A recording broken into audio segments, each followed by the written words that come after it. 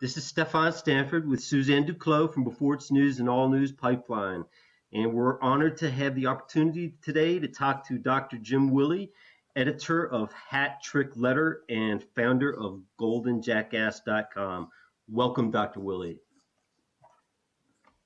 Oh, it's a pleasure to be on. It's the first time, and kind of excited. So are we. It's great to have you with us. I wanted to jump right into one of your recent interviews talking about the economic endgame arriving. Can you explain to those of us who are not financial gurus how the endgame will affect everyday, ordinary Americans? Okay, the endgame is a very general term, but what I mean by that is finally the Western, by that I mean London, New York, and certain pockets in Western Europe, they're going to lose control finally of their tight headlock on financial markets and banking functions. We're in the end game here where the dollar is rising, and this rise in the dollar and fall in gold does not mean dollar strength. It means that the dollar is being used as a weapon, and foreign nations are suffering tremendous damage. They cannot compete with the United States that prints money. They cannot do it themselves, so they hunker down with dollars, and before you know it, you see, people in France say, well, I'm going to just abandon my euro. I'm going to buy more dollars with my savings. I want to preserve it. The dollar is the reserve. Okay, well, the dollar is going to rise and rise and rise and then die suddenly. I've been saying this for 2 or 3 years. It sounds paradoxical. You think that a rising dollar means strength. It doesn't. You've got a lot of different nations and individuals trying to preserve their life savings, their business treasuries, and they're hunkering down in dollars because their nations cannot compete with the United States that prints money. There's a second very important phenomenon, and that is as things fracture, you're seeing a collapse of a lot of different financial instruments. You have things like banks going under, companies going under. Their insurance policies are called credit default swaps. So just think of them as fire insurance policies, but not against a house, against a failure of a company. So these insurance policies are all written in dollars. So what you're seeing now is some demand, not for economic development in the dollar, but for payoff of business failures. And the insurance policies are in dollars. You've also got another phenomenon that's just colossal, and that's the abuse of what's called the interest rate swap derivative. A lot of these bonds that are being purchased by the United States, apart from bond monetization, the Fed is just printing money and using it to cover the government debt, printing money and using it to cover Wall Street mortgage bonds, printing money and using it to cover all kinds of things, but for the elite. All right, so the other thing that is being used in there is the free money. We got a zero interest rate. The free money is going into this machine. This machine takes the free money and converts it from, say, short-term treasury bills into long-term treasury bonds. It borrows on a short-term basis. Just think of it as a 3-month or a 1-year loan. And with that borrowed money, they're buying treasury bonds. So the feeder system is free. It's the 0% money. The output is treasury bond demand. So you're seeing a tremendous amount of purchase of treasury bonds that are not based in reality or savings or any real money. It's all artificial coming out of the Fed and JP Morgan. The result is a colossal flow of new dollars. And this is actually pushing the dollar up on the Forex markets, the foreign exchange currency markets, because out come this money and suddenly there's a purchase of a treasury bond. All right, well, that's pressure up for the dollar. This is not positive. It's all artificial. And by endgame, I mean this is not going to last much longer. It's breaking. You cannot push down the oil price like the US and the Saudis are doing. They're trying to damage Russia. You cannot push down the ruble like they're doing to damage Russia. This will not stand much longer because, first of all, the systems are breaking, and second of all, the Russians and Chinese are running out of patience. There's a final device that I've heard, you guys. This is really exciting. If it weren't so dangerous and ugly, it would be more fun. But the exciting part for bringing about the end chapter, or for facilitating the end game, for taking the controls out of the hands of the US, British, and Western European fascist bankers, out of their hands. The device is that China is going to suddenly double the gold price. I mean, like overnight. And they're suddenly going to triple the silver price. So we're talking about something on the order of $2,800 gold price, maybe $3,000, what the heck, and $50 to $60 silver price.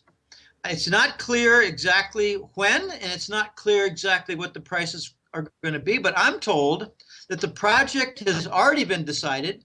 The dates are not decided, but China is going to give a giant FU to the Western bankers, the I call them fascists. We got to get clear on what these fascists are. That neocon means fascist, and now they're joining forces with the Democrats, and it's one giant fascist party running the U.S. So as they double the precious metal prices, they're going to blow up all the Western bankers' derivatives, which are major contracts, Forex derivatives, major contracts that link the British pound, the euro, and the dollar and the yen, link them all together to fight against gold. Gold is going to win. So you say I call it a hot poker up the West fascist bankers' butts. We got a hot poker coming by way of Shanghai when they double the precious metal prices. It's going to be exciting, going to be extremely disruptive. And it's coming not in a couple of years. It's going to be a few months, several months, something like that. Very hard to say. with all this free money going into the machine, this free money is also going into the police state building up all around us. You recently stated, and now we're dying as a system, as a national economy. I think we're dying as a nation.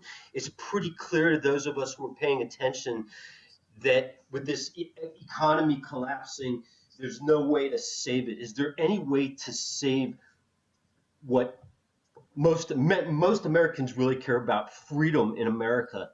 Is there any way to save our souls? Well, I think in order to save our freedom and to save our national soul, we need to save our economy. And I don't know that it's possible to save it at this point. We also have to save our financial structure.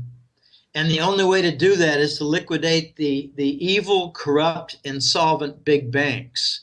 This too big to fail, too big to manage, too big to jail, call it whatever you want.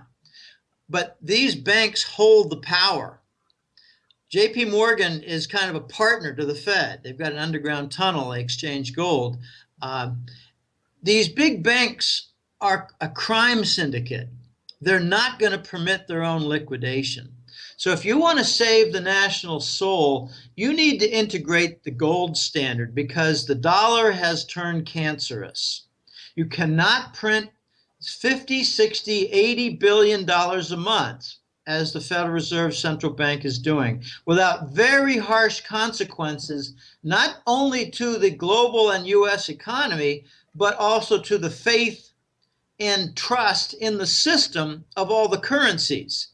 So as you print more dollars, there's wreckage. There's extreme wreckage, and it's one of my pet topics, this consequence of the Federal Reserve's quantitative easing.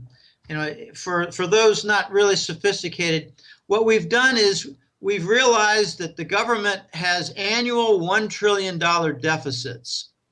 And as of last year, very, very few foreign entities, like central banks and sovereign wealth funds, like the Saudis or the UAE sovereign wealth funds, the Norwegians. They don't want to buy any more treasury bonds. So in response to the absent demand, the U.S. decided to have the Fed integrate a bond purchase program, and they're doing it in the most caustic, corrosive, dangerous manner. It's called unsterilized. In the past, we've seen instances where the Fed will print money to buy bonds, but they'll remove other money from the banking system, remove while adding, and that's called sterilized. That has a very slight effect on the system. It distorts the system because they're pulling out of one area and adding to another, but on a net basis, it's even on the money supply. What we've been doing now since the middle of 2012 is printing money and not pulling it out of the system. It's unsterilized. It's raw hyper monetary inflation. So it has a lot of effects. I don't know if you want to talk right now. Shall I get into Suzanne and Stefan? Shall I get into the really difficult challenges that QE brings? It cannot be permanent. It's permanent. It's QE to infinity, but it's going to break the system. It's a guarantee to break the system. Should I get into my main point of how this alters the U.S. in a tremendously significant way? Of course, we would. Our readers and our viewers definitely want to hear what you have to say in that, especially in that area. All right. Well, that's just me being polite, taking a little sip of water. Okay, I understand. Okay, as the U.S. enjoys the benefit of quantitative easing and the bond purchasing, it covers the debt. And I like to put a preface in there. The U.S. government came out with a statement saying that the debt went down, the deficit went down for the U.S. government to $570 billion last fiscal year. But if you subtract the current deficit, debt, net, what do you call it, total national debt, if you subtract the total at the end of September, subtract one from the other, you got the end of year 2013, you got the end of year 2014. Take the difference and you get $1 trillion difference. So they've done accounting gimmicks and they lie through their teeth. It's not 580, it's 1 point something trillion. Again, I mentioned in 2009, we're going to have annual $1 trillion deficits for as far as the eye can see. That's 09, 10, 11, 12, 13, and 14. 5 straight years, correct forecast for the jackass. All right, so no one wants, oh gosh, a few want. China extended the game a little bit by buying a few in recent months of the treasury bonds. Japan did too, because they got their own problems and they're really in a cyclone over there in their finances. So the Fed has come to the rescue of the U.S. government to cover most of its debt. This has never been seen before in the history of the United States. Never. We got artificial demand covering, financing the U.S. government debt. All right. That means that on the financial front, the U.S. government with its partners or masters at the Federal Reserve can cover the debt. Now, as foreign nations start losing their trust and start regarding the U.S. treasuries as not having that prestige anymore, they're going to get rid of their treasuries. They're going to start diversifying, and it's going to cause some problems with the U.S. government. It's going to cause friction. But whatever the effect is politically, let's just focus on the finance side. I think on a hidden basis, the Federal Reserve is covering foreign dumping of treasury bonds. I think they're lying about the $50 billion or $80 billion a month. I think it's more like $200 to $300 billion a month. I think it's on the order of $2 to $3 or $4 trillion a year of unsterilized money hitting the U.S. financial system and the Western and global financial systems. So Whether it's the government debt to finance or the foreign dumping of treasuries to cover, the Fed can handle it. But what can they not handle? Here we get to the rejection, or how should we say, avoidance of the US dollar in trade. Notice for the last several years, started in Brazil in 2006, the yuan swap facilities. It sounds exotic, but let me explain what it is. The example with Brazil is perfect because they renewed it and renewed it again. It started in 2006, could have been the year before. But what they do is they say, all right, these 3 big Chinese banks are going to work closely with these 5 mid-sized and large Brazilian banks, and all the trade that goes between Brazil and China will be settled on a bilateral basis without usage of the dollar, and we'll use this yuan swap facility to cover, say, very short-term loans. Just think of the letter of credit, the short-term grease and lubrication to the process. In the United States, we have commercial paper. In between Brazil and China, they use the yuan lending facility, the swap facility. So between Brazil and China, no dollars changed hands. All right, now you've got between 18 and 22 different nations who've installed yuan swap facilities. And they're not just little Asian nations. No, Japan has one. Australia has one with China. England now has one. Frankfurt, Germany installed one. Paris has one. All kinds of other Asian nations do, but I like to focus on the West because the West is where you're seeing the reduction on a sharp basis year over year in usage of the dollar in trade, primarily with China. And China is really the giant on the block because they're the biggest volume trader, import and export in the world right now. They've surpassed the United States. So as you've got less in the way of dollars being used for trade settlement, you're also seeing these nations say, well, we just don't want any more treasury bonds. The Fed can't say, all right, we'll take all your bonds and we can guarantee the imports to the United States. That's the big vulnerability. How is the United States going to bring in imports? I don't care what country it is. I don't care what product it is. I don't care if it's a finished product or a crude metal or a crude oil. How is the U.S., which imports about half of, just rough figures, maybe it's 45 or 52%, I don't know, doesn't matter. It's about half. How is the U.S. economy going to guarantee import supply for all the supply chains within the U.S. economy? How are they going to do it if foreign nations say, we don't want to be paid in treasuries anymore? We don't want these treasury bills. We don't want these treasury bonds. Bills are short-term, bonds are long-term. We don't want any more treasuries. We're actually trying to reduce what we have in our banking systems. I'm talking like Korea or Spain or Belarus, whatever. We don't want your treasuries anymore.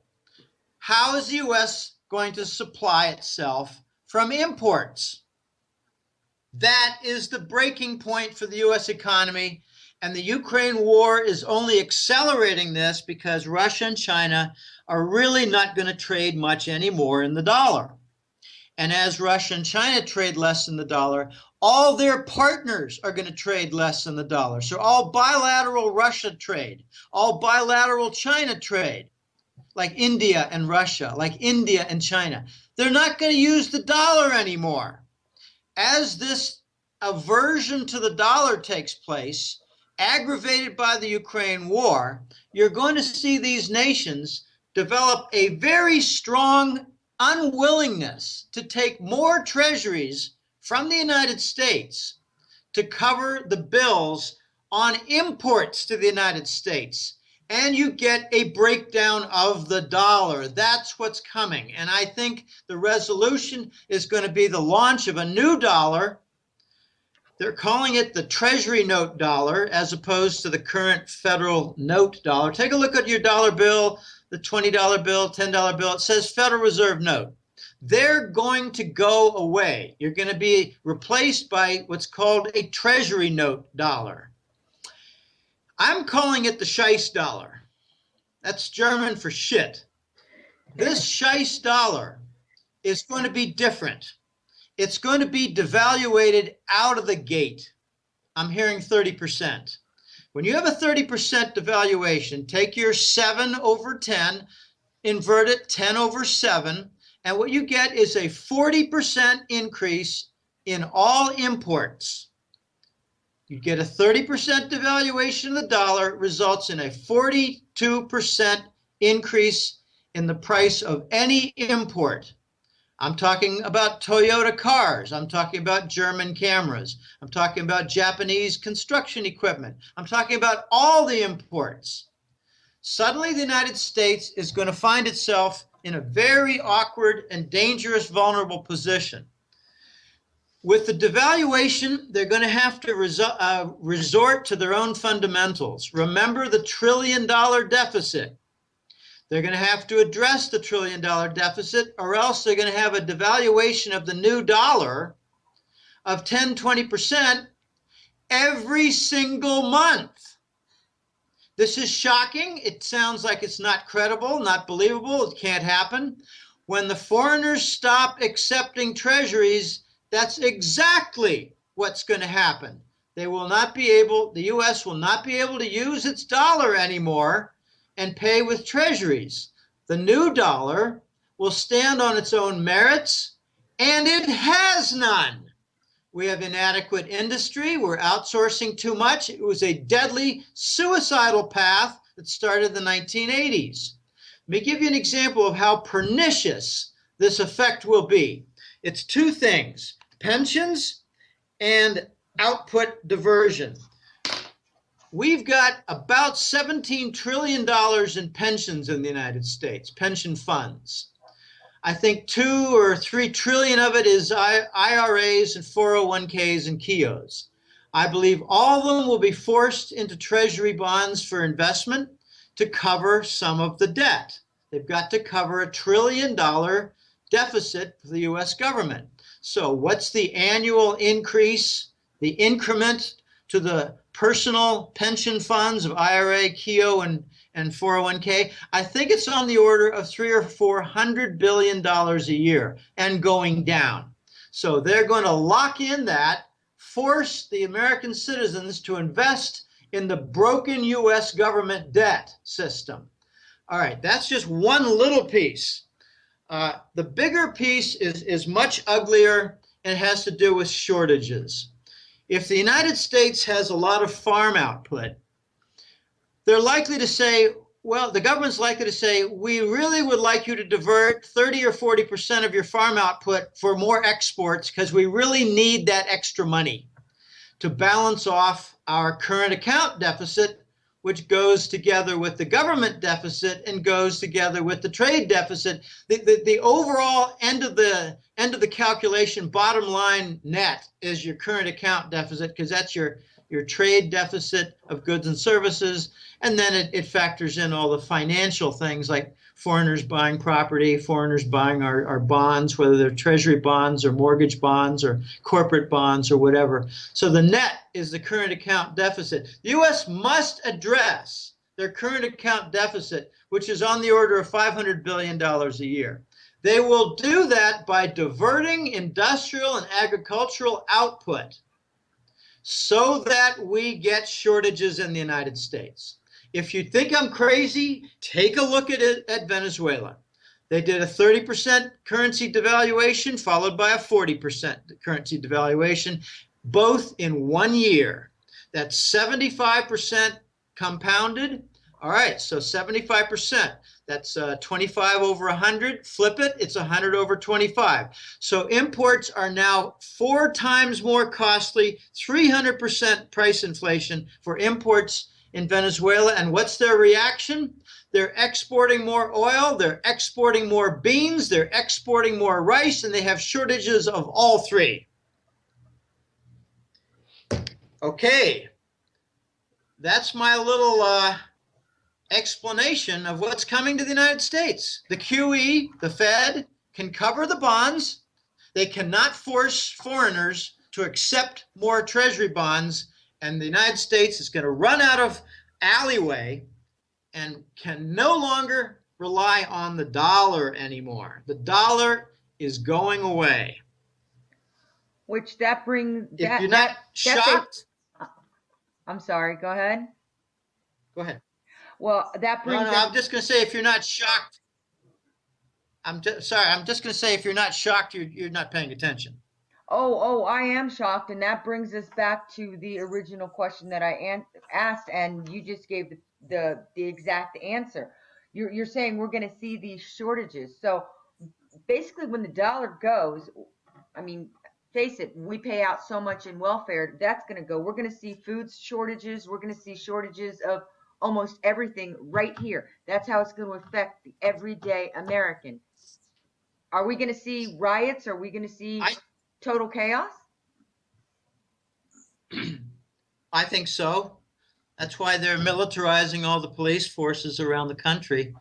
By the way, back in 2009, I've got a very smart, connected friend here. I call him Cato in my work. They don't like to have their names spread around. I call him Cato.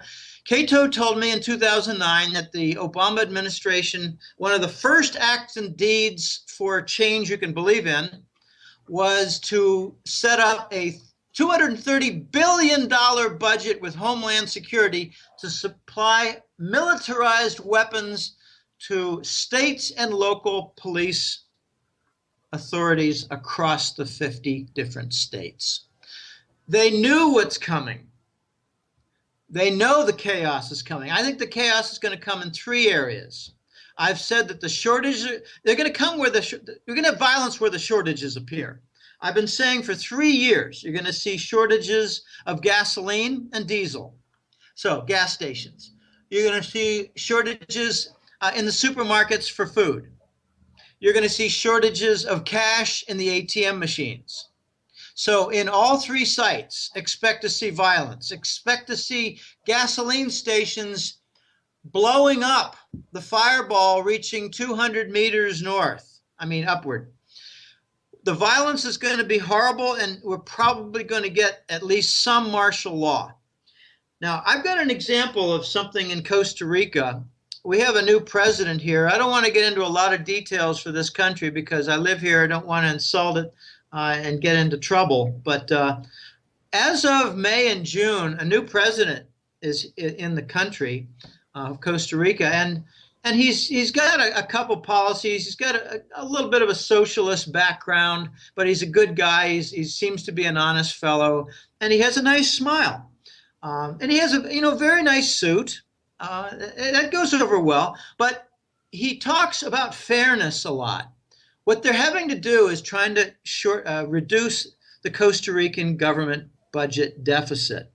So I just heard this yesterday. A friend of mine has a girlfriend in Costa Rica, and the girl's father is a retiree. He's somewhere around 70 years old, and he just noticed that his pension was cut in half. Okay. The U.S. is advisor to this new president, and they're giving them a lot of ideas for new taxes and reducing the budget deficit. I'd like to give them some ideas for capital formation. The trouble is that socialists and fascists don't know anything about capitalism, capital formation, new businesses. No, they know everything about taxes and business destruction and capital waste. So expect in the United States that this 51% of the population that is very dependent on the government handouts, whether it's welfare, aid to dependent children, extension for joblessness or whatever. I'm sympathetic to the need. I don't like the manner in which it's addressed. Expect that 51% to see their benefits and aid cut in half, because the U.S. is going to need to reduce its annual government deficit. It's going to need to work to help bring down the current account deficit, which is the difference between what comes out and what comes in to the nation. I'm really looking forward to the first indication of some of the details for the new Scheist dollar, what they're going to call it. I'm hearing they're going to call it the Treasury note dollar. And they better change the color of it. I heard that they printed some. Maybe it's a trial basis to test with, like, focus groups. But I heard that it's going to be red. Oh. I heard red, and I think, oh, blood red for the Satanists running the U.S. government and banking system. These guys are largely Satanists. And if you're wondering what happened at Sandy Hook, check into it. The school had been closed for months. There were no children there. There's a Connecticut law that says you cannot force through the law, a legally binding search for the identities and whereabouts of the missing children. I believe they're off for sacrifices to the Satanist bankers, who put them on their chests and disembowel them and drink their blood so they can get the fountain of youth. We really need to wake up to who these fascists are. Their symbols are all over the place. In Hollywood, it's the string of stars. It's the pyramid with the eye on it. By the way, the pyramid with the eye on it is on the back of the $1 bill. These are Satanist symbols. And now we got a new law in Florida that says, gosh, with the separation of church and state, the Florida schools and children should be, what's the word, how they do it? No obstacles should be prevented for exposing them to Satanism. I mean, this is really getting out of control. The bankers have wrecked the system. They've refused to liquidate. In fact, 2008, when they liquidated and killed Lehman Brothers, that was to avoid a bank failure for Goldman Sachs. And I believe J.P. Morgan would have been right behind them. Goldman Sachs had huge mortgage bond exposure. So what they did was they cut off all the payments to Lehman Brothers that they were owed legally from contracts, cut them off of their cash supply on redemption of sold instruments in the bond and futures markets and the stock market, whatever, and they forced them into death. They killed Lehman Brothers to save Goldman Sachs. And more evidence is, if you take a look at the derivative payouts for the insurance, they're basically financial insurance contracts. The government took over AIG, and the first thing they did was to give 100 cents on the dollar to all the Goldman Sachs insurance policies. All the rest of the people got 60 cents and 30 cents, and Goldman Sachs got full redemption. So Lehman Brothers was a bailout of Goldman Sachs, and who controls the U.S. Treasury Department? Goldman Sachs. We have a string of Goldman Sachs people running the Treasury Department ever since Robert Rubin in 1992 with the Clinton administration. I'd like to mention a real oddball thing, Suzanne and Stefan. Bush II, his original Treasury Secretary was John Snow, a real dolt. He was a CEO of CSX Railway Company. What was he doing in the Treasury Department secretary post? Why did Bush II select a railroad executive as Treasury Secretary? That's a good question. That's a very good question. Because he had control of port facilities, and they wanted to lock down all the narcotics distribution routes. Just a theory. A theory that makes more sense for me with every passing year. Go ahead. Yeah, a good theory at that. Dr. Willie, Ebola is big in the news nowadays. It appears that bioweapons may have been unleashed upon Americans. What are your thoughts about Ebola, this whole thing? Is this a false flag unfolding? What are we looking at?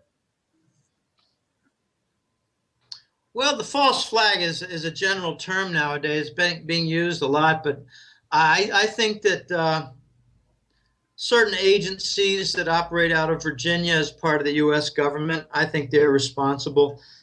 Very few people realize that most of these nasty viruses that have made their way around the world have come from the Fort Detrick, Maryland, U.S. Army Bioweapons Laboratory. They're manufactured, fabricated, and developed. I noticed a few hints, like the Bill Gates Foundation, the George Soros Foundations. They were funding a very dangerous experimental laboratory in Sierra Leone. And apparently Sierra Leone is where some of the Ebola has emanated from. And I heard that some of the passengers, at least one or two of the passengers on the second Malaysian airline, in particular one, was going to testify at the International Court of The Hague against Bill Gates and George Soros. Let me just say that he never made it to Netherlands on that flight. Another hint that I noticed was typically when you have a very serious virus outbreak, you quarantine. But the U.S. did something different. They imported the Ebola to the United States. They even talked about it. And they used a flimsy cover for an excuse saying, we want to study it further. You never do that. You quarantine. There was a movie with Dustin Hoffman and Rene Russo and an Academy Award for Best Supporting Actor. Pardon me? Outbreak. Outbreak? That's the name Outbreak, of the movie. yes.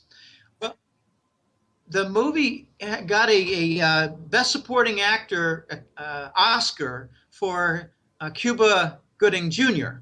He was the helicopter pilot. He was a very colorful fellow, one of my favorite actors. Anyway, you saw how the typical response is in a good world. They isolated a village and they bombed it. And the big story in the United States was this location, I think it was Northern California or Oregon, I'm not really sure.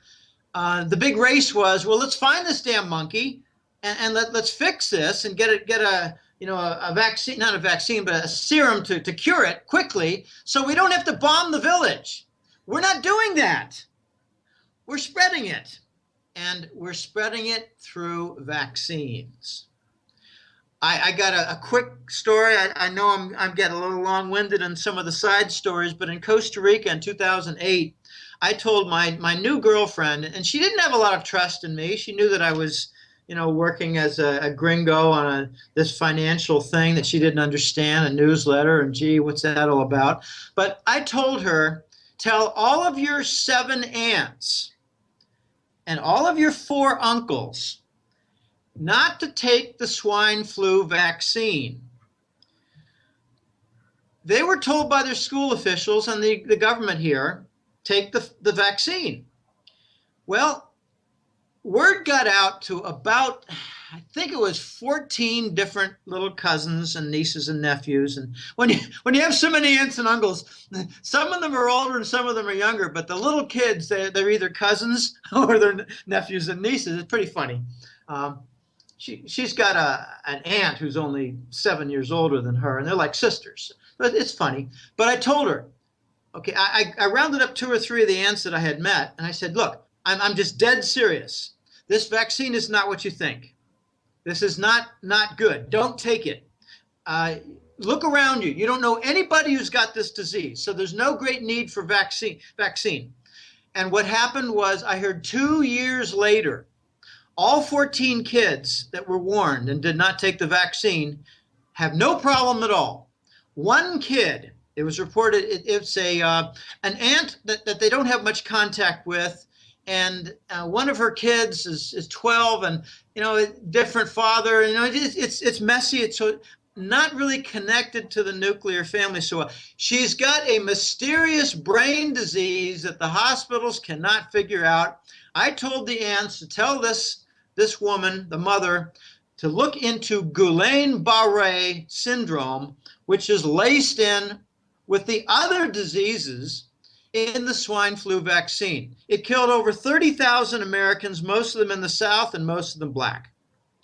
They stopped it because it got adverse publicity. The Swedish National Nurses Union refused to take it, refused to give it.